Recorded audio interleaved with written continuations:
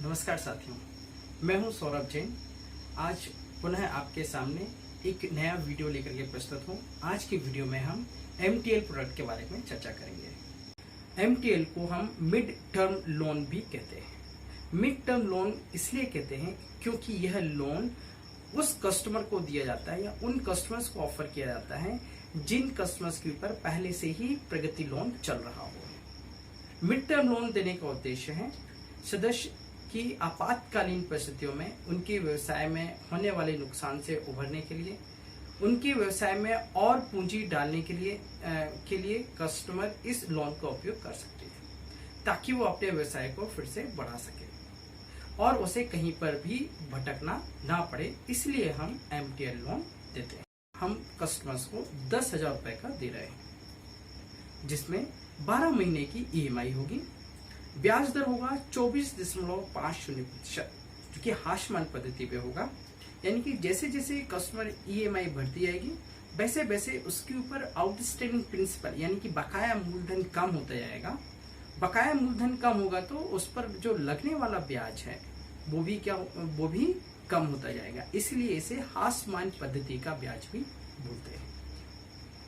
Processing fees हम 1 रुपए भी नहीं ले रहे हैं। अगर हम बात करें इंश्योरेंस के बारे में तो हम लोन अमाउंट का 110% इंश्योरेंस कर रहे हैं, यानी कि 11,000 रुपए का हम इंश्योरेंस कर रहे हैं जो कि 12 महीने तक कवर करेगा, जिसमें महिला और गारंटर दोनों कवर होंगे। इसके लिए मात्र उन्हें 107 रुपए इंश्योरेंस फीस भरनी होगी। अगर हम बात करें EMI की, EMI मात्र 1,000 रुपए प्रति माह भरना है। लास्ट मंथ में या लास्ट EMI पर उन्हें 300 रुपए से लेकर के 570 रुपए तक की EMI भरनी पड़ सकती है। यह निर्भर करेगी कि लोन वितरण के दिन और पहली इंस्टॉलमेंट के बीच में कितने दिन का गैप है। अब हम लोग बात कर रहे हैं कि यह MTL लोन किन्हें दे सकते हैं। जिन भी सदस्यों को आप MTL लोन देने जा रहे हैं, आपको इन 3 बातों का ध्यान रखना है। पहली बात, वो हमारे बैंक की एक्टिव लोन क्लाइंट होना जरूरी है। दूसरा, कस्टमर के पास में शक्ति बचत खाता का होना जरूरी है। जिन सदस्यों के पास में शक्ति बचत खाता नहीं है उन्हें हम यह लोन नहीं दे पाएंगे। तीसरी बात, सेंटर में कम से कम 3 सदस्यों को यह MTL लोन लेना अनिवार्य होगा। अगर सेंटर में केवल 2 या 1 ही कस्टमर अगर MTL लोन लेने के लिए तैयार होते हैं तो हम यह नहीं दे पाएंगे।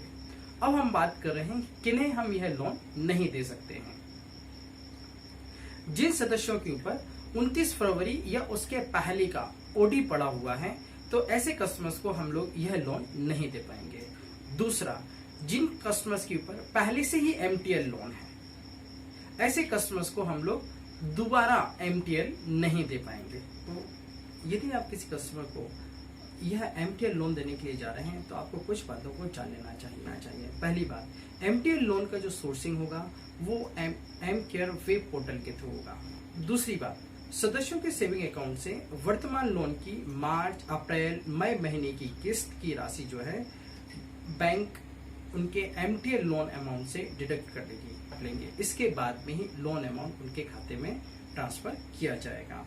तीसरी बात, सभी ऋण दस्तावेजों को पहली केंद्र बैठक की तारीख पर या उससे पहले विधिवत हस्ताक्षर करना होगा।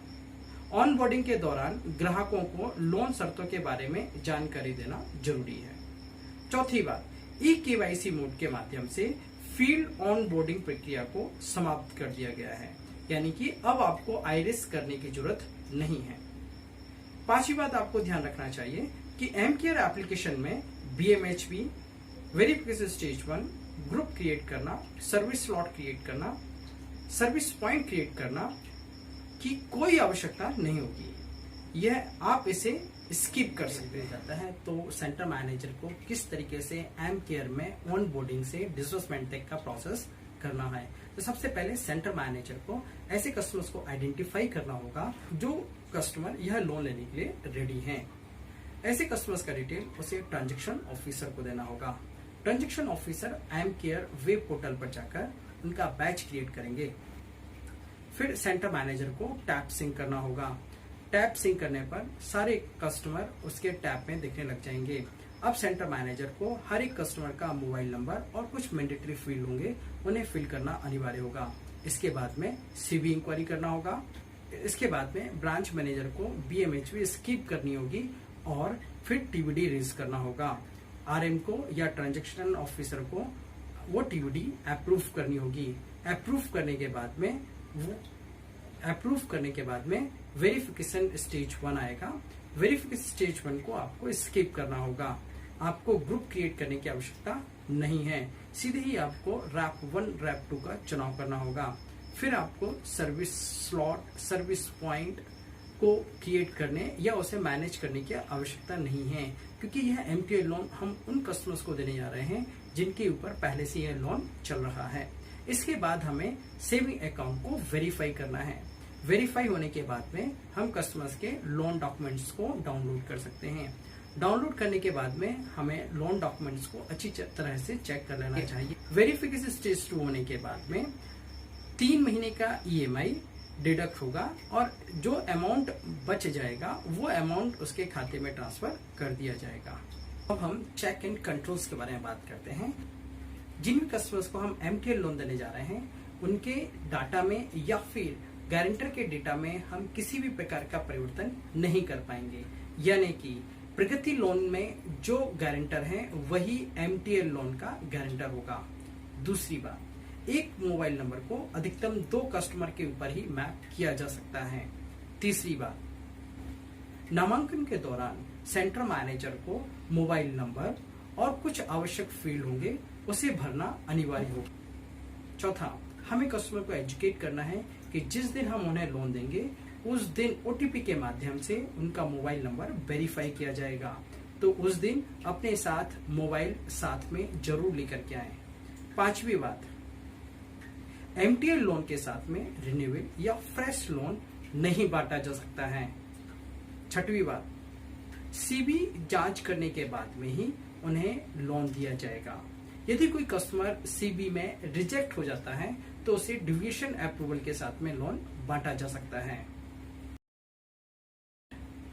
सातवां, लोन वितरण के समय लोन एप्लीकेशन कम डेबिट ऑथराइजेशन फॉर्म फिल कराना अनिवार्य होगा, जिसे कि हमने आपको प्रीवियस स्लाइड में बताया था कि उनके एमटीएल लोन अमाउंट में से मार्च, अप्रैल, मई महीने की ईएमआई ली जाएगी, डिडक्ट कर ली जाएगी या काट ली जाएगी। ठीक है, इसलिए हम यह फॉर्म फिल करा रहे हैं। आठवीं बात, हमें सीजीटी, जीआरटी या फिर form number 60, pan card number, customer का केवाईसी, गारंटर का केवाईसी लेने की आवश्यकता नहीं है। अच्छा लगा होगा, आशा है कि आपको ये वीडियो अच्छा लगा होगा।